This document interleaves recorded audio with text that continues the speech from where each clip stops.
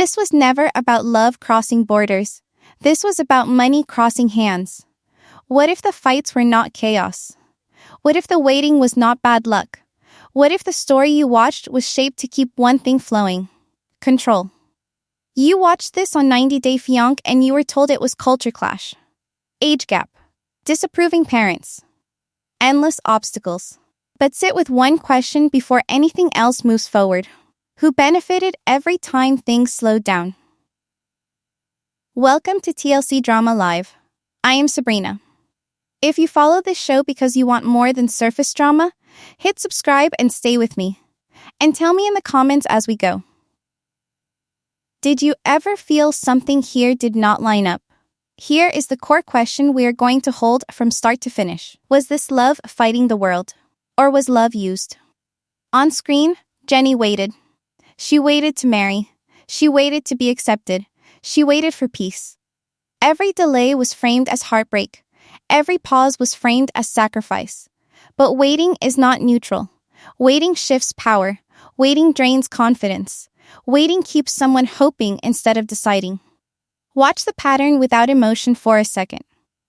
Progress appears. Then, conflict explodes. Progress pauses. Money stress enters the conversation. Emotions spike. Apologies follow. Promises return. Time stretches again. Ask yourself something uncomfortable. If love was the goal, why did time keep working against it? If marriage was the goal, why did every path lead back to delay? No accusations here, no crimes claimed. Only behavior on screen and publicly discussed facts. People say pressure came from family. People say culture played a role. Those explanations exist. They also do not explain why the same cycle repeated for years. Jenny did not fight alone. She fought while funding her own waiting, travel, living costs, time away from home, emotional labor. Waiting is expensive. Someone always pays. This is where doubt enters. Not doubt about feelings, doubt about structure. Chaos looks accidental when you are inside it. From the outside, patterns form. Stay with this question because the answer changes how every scene looks. This session does not decide guilt. It does not label villains. It does one thing. It pauses the story you were given and asks you to look again.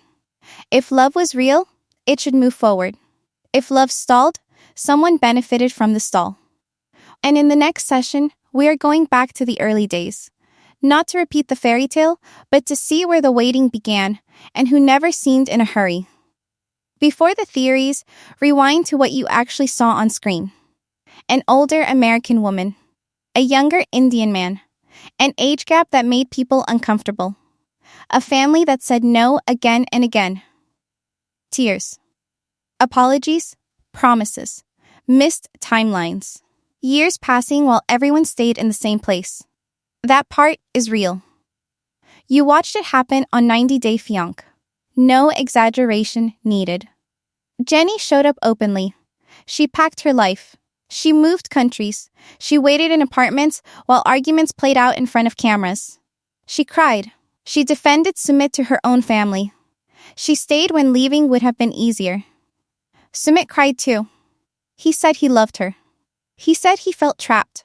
He said his parents controlled his choices. He said marriage was coming soon. He repeated those words across seasons.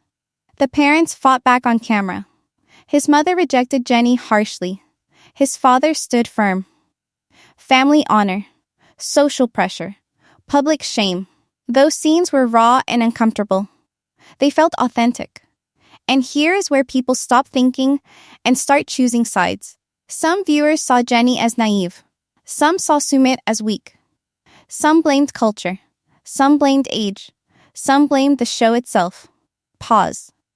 None of those labels explain the full pattern. Look at the structure, not the personalities. The age gap mattered because it created insecurity. Insecurity makes people overgive. The family fights mattered because they delayed progress. Delay keeps hope alive without commitment. The tears mattered because emotion replaces clarity. Emotion keeps decisions soft. This does not mean anyone sat down plotting harm. It means incentives formed. Every time marriage felt close, resistance rose. Every time resistance rose, Jenny stayed to prove love. Every time Jenny stayed, time and money moved in one direction. Empathy matters here. Jenny was not foolish. She was consistent. She wanted stability and partnership. Sumit was not a cartoon villain. He showed fear and attachment. Family pressure in India is real. Shame is real. Control can feel normal when you grow up inside it. Two things can exist together: feelings and benefit. When people feel stuck, they often choose the option that avoids loss today, even if it creates loss tomorrow. That choice repeats. Repetition becomes a system. Notice how often delay was explained as temporary. One more talk, one more approval, one more year. Temporary problems do not feel dangerous. Permanent ones do. But delay has value. Delay allows comfort without consequence. Delay keeps roles unchanged. Delay lets one person hope while the other decides later.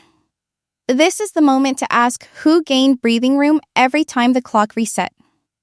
The show framed these pauses as tragic obstacles. That framing keeps viewers sympathetic and waiting too. In the next session, we stop focusing on people and start focusing on waiting itself. Because waiting is not neutral.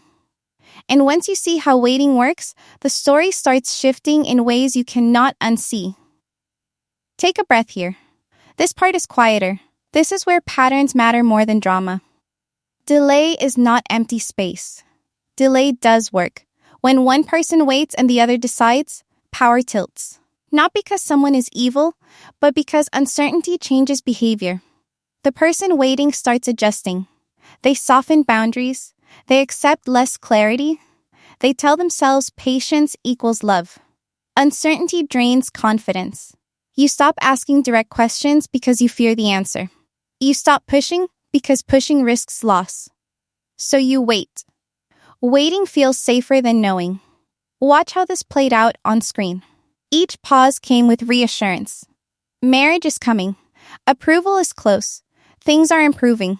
Hope stayed alive, even when progress did not.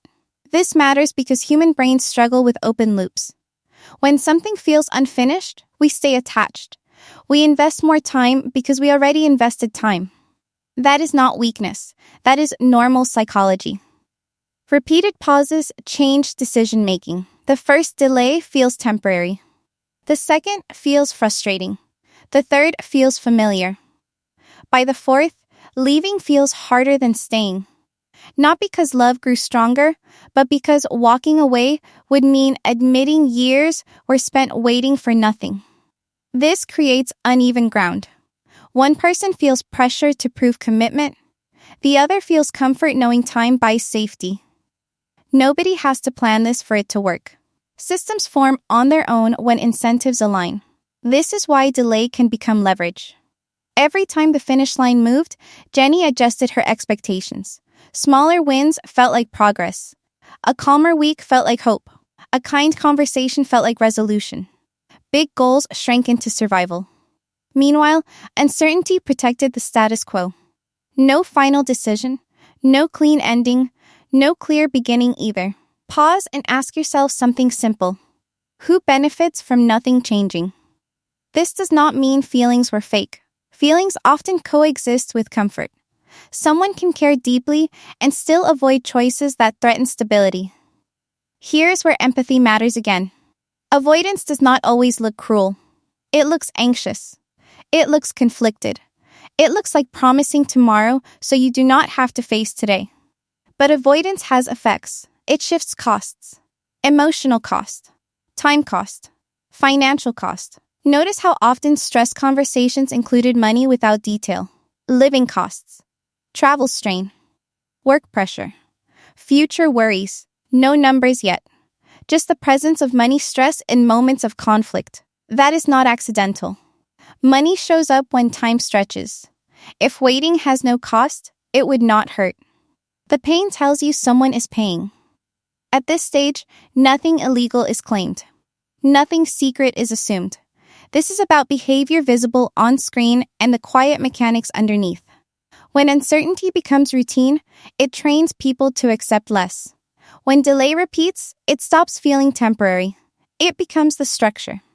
And once structure forms, money tends to follow structure, not in dramatic lumps.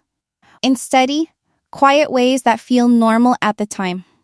In the next session, we will talk about those pressure points, not hidden accounts, not secret ledgers, just the visible ways financial stress kept entering the story, and why stress often arrives exactly when clarity gets close. Now the temperature rises, because money always does. Nothing secret, nothing hidden, just what was said out loud and shown on screen. Living arrangements changed again and again.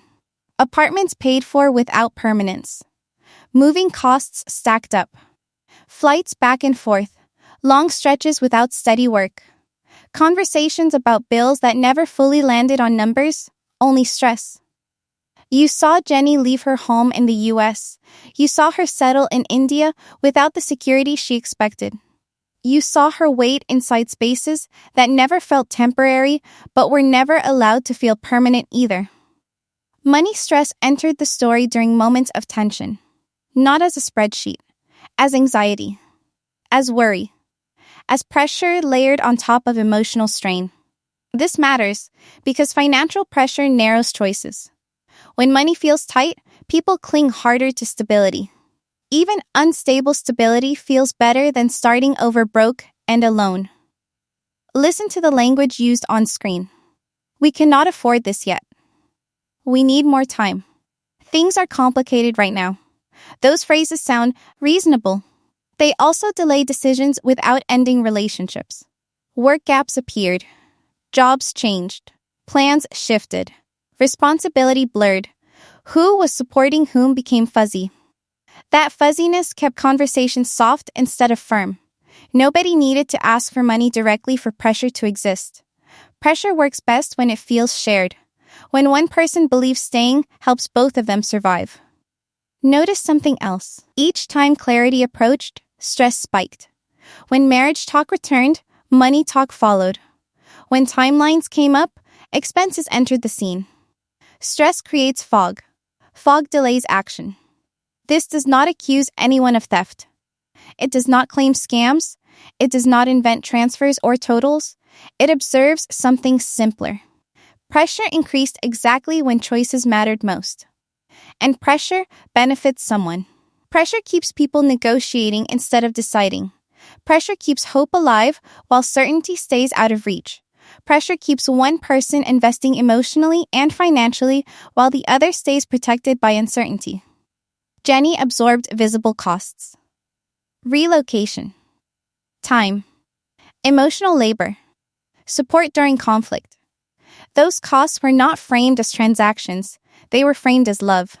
That framing matters. When spending feels like love, questioning it feels like betrayal. So people stop asking hard questions. This is where dots begin to connect. Not with proof, but with incentives. If marriage happened, roles would change. Expectations would harden. Legal ties would lock in responsibility. If marriage stayed just out of reach, flexibility remained. Flexibility favors the person least ready to commit. Ask yourself this once, then hold on to it. When pressure rose, who gained breathing room? The show framed money stress as another obstacle. Obstacles keep stories going. Endings end stories. In the next session, we move away from money itself and toward roles. Because when pressure rises, systems show their shape. And once you see the shape, you start noticing who sits comfortably inside it and who keeps carrying the weight. This is where the pace snaps. Because coincidence starts feeling lazy when the same thing keeps happening. Every time progress showed up, chaos followed. Not once, not twice. Again and again, a calm week appears. Marriage talk returns. Bags half packed. Then boom, a fight. A family eruption. A new reason to pause. If chaos were random, timing would be random. It was not. Here is the uncomfortable truth. Disorder showed up right on schedule. That does not mean anyone planned scenes like a script. Life is messier than that. But patterns do not need planners. They only need rewards. Chaos stopped forward motion. Chaos kept decisions suspended. Chaos reset the clock without ending the relationship. That is a useful outcome for someone who benefits from delay. Watch the rhythm. Hope rises. Tension spikes. Tears fall. Apologies follow. Promises return. Time passes. Repeat. At some point, surprise fades. You stop reacting and start enduring. Here is where humor slips in, because sometimes the truth lands better sideways. If marriage were a bus, it kept pulling into the station, doors open, engine running, and then driving off while everyone argued on the sidewalk. Funny once. Frustrating after. Exhausting over years. Ask a sharper question. Why did conflict never arrive after a decision? Why did it always arrive before? Arguments are not neutral events. They change leverage. During conflict, nobody signs papers. Nobody finalizes plans. Everyone focuses on emotional repair instead of future structure. Conflict buys time. And time protects comfort. This is where people get defensive, so slow down. No one is saying pain was fake. Tears looked real. Stress looked real. Hurt looked real. Real feelings do not cancel real incentives. Someone can feel trapped and still benefit from staying stuck. Someone can feel love and still avoid choices that threaten safety. This is why chaos matters. It lets avoidance wear a costume. Fear looks like pressure. Pressure looks like obligation. Obligation looks like sacrifice. Sacrifice sounds noble. Sacrifice keeps people quiet. Now notice something subtle. When chaos hit, who became the shield? Who took the blame? Who absorbed anger? Who played mediator? Who said, "Give me time"? Roles started forming. One person waited. One person apologized. One person pressured. One person promised. One person stayed centered while others spun. That is not accidental. Systems organize themselves. When storms keep arriving before the finish line, stop blaming the weather and look at who never gets wet. This is the pivot. From believing chaos happened to wondering whether chaos served a function. The answer is not here yet. Because before you can understand motive, you have to understand roles. And those roles did not belong to one person alone. In the next session, we look at the family dynamics without caricature. Not villains, not saints, just positions in a system that kept repeating itself while years passed and nothing changed. Look at the family not as heroes or monsters, but as positions inside a loop. One person applied pressure. Public disapproval. Harsh words. Emotional intensity. Pressure did not end the relationship. Pressure slowed it. That matters. One person delayed approval. Not a full no, not a yes either. Always conditional. Maybe later. Maybe after this issue. Maybe after one more step. Conditional approval keeps hope alive without closing the door. One person absorbed blame. The same name came up whenever things collapsed. Weak, confused, caught in the middle. That role matters because blame draws fire away from the structure itself. One person stayed emotionally bonded, reassuring words, promises of a future. Comfort during conflict. Emotional glue holds systems together longer than rules ever could. None of this requires evil intent. Families run on habit. Pressure often comes from fear. Fear of shame. Fear of change. Fear of losing control over a story passed down for generations. Cultural norms matter here. Family approval carries weight in India. Parental authority does not fade quietly. Obedience is praised.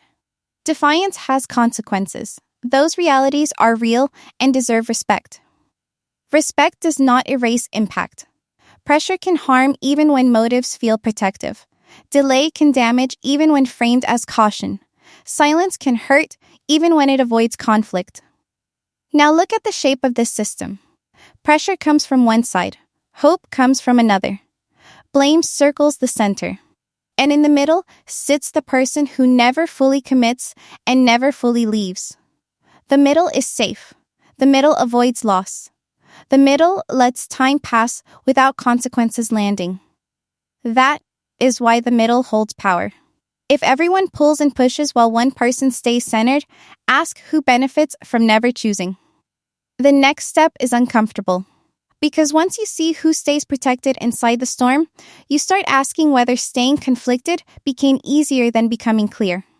Now narrow the lens. Only what aired, only what he said and did. Sumit spoke with care.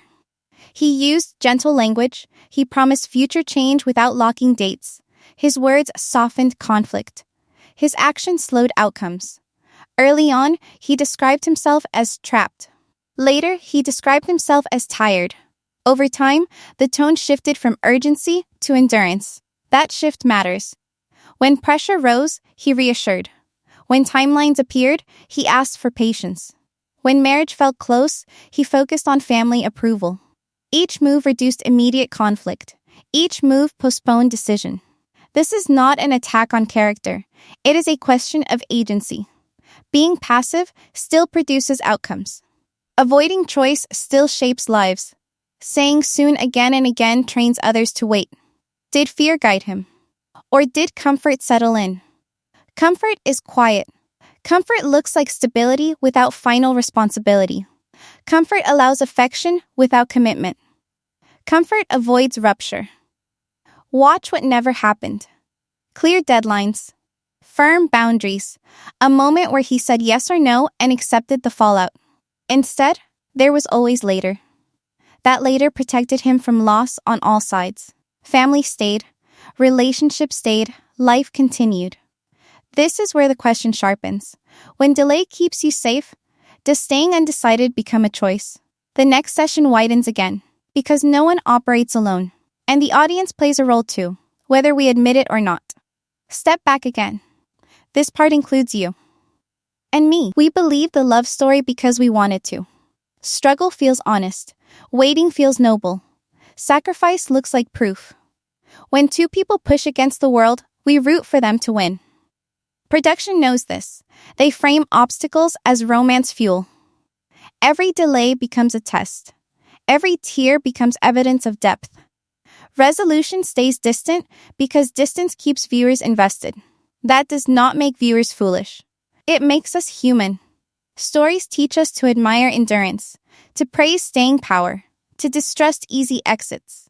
So when someone waits year after year, we call it loyalty, not a warning. I believed parts of it too. I defended moments. I explained delays away. That is why this matters. I am not standing above you pointing fingers. I am standing next to you asking the same questions. Because belief changes behavior. Belief fills gaps. Belief excuses patterns that would look alarming without a love soundtrack. Shows sell struggle because struggle stretches stories. Endings stop seasons. Waiting keeps cameras rolling. And once belief locks in, doubt feels disloyal. You stop questioning because questioning feels cruel.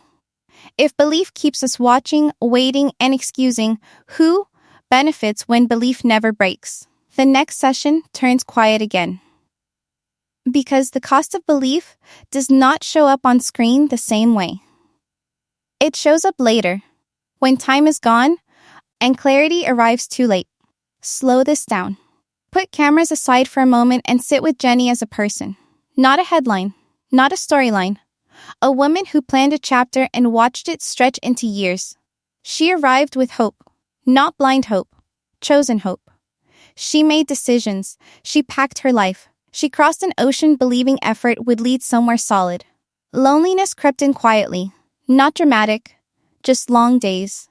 Waiting inside rooms that never turned into home. Holding on to future plans because letting go felt heavier than staying. Staying longer than planned does not mean losing agency. It means recalculating again and again. It means choosing patience, because walking away would mean admitting the dream ended. Hope can be strong, hope can also trap time. Jenny defended the relationship publicly. She absorbed criticism. She believed progress lived one more conversation away. That belief did not come from weakness, it came from commitment. Harm does not require intent. Harm happens when endings never arrive. There is a cost to suspended lives. Years do not pause while people wait. Energy drains. Options narrow. Clarity dulls.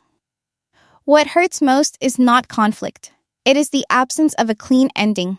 No yes, no no, only later. When a story never closes, time becomes the thing you lose. The final session asks the hardest question. Not who is guilty, but what happens when belief runs out and the waiting finally stops. Now we circle back to the question that started all of this. Love or role? Intent or drift? People want verdicts. Heroes or villains? Innocent or guilty? Real life rarely gives that comfort. What it gives is behavior repeated long enough to leave damage. Feelings existed. That seems clear. So did avoidance. So did benefit from delay. Those truths can sit in the same room. Someone can care and still choose comfort. Someone can feel pressure and still pass it along.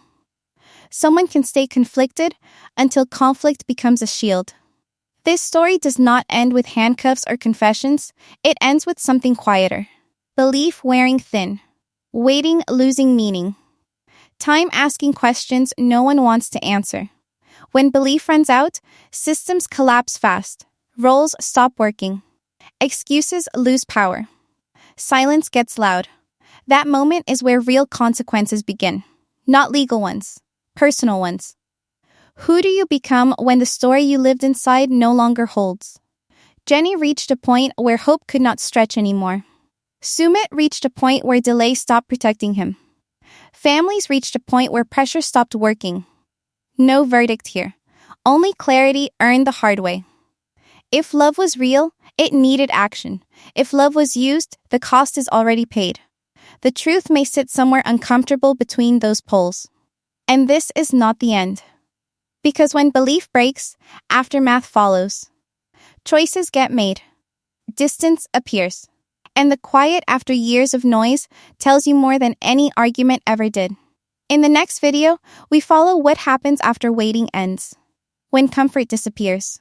When people face the version of their lives shaped by years of delay. That story starts where this one stops.